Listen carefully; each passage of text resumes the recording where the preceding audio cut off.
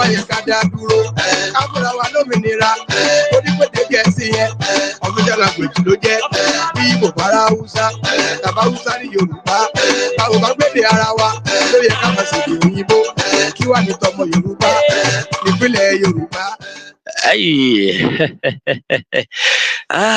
Kí ni tọmọ Yorùbá nípínlẹ̀ Yorùbá láàrin àwa tá a jọ jẹ́ Yorùbá tá a tún máa sọ èdè àfírìnfètè àti ẹ̀ máa ṣe mí ń kàyéfì nígbà tí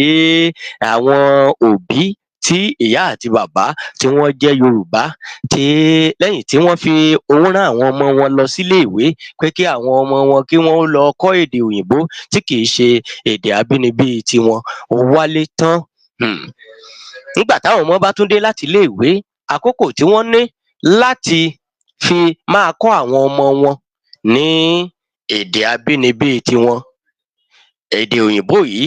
tí wọ́n torí ẹ̀ sanwó sílé ìwé pé káwọn ọmọ lọ kọ́ òun ni wọ́n ó tún máa sọ sí àwọn ọmọ wọn. Eléyìí a máa ṣe mí ń kàyéfì jọjọ.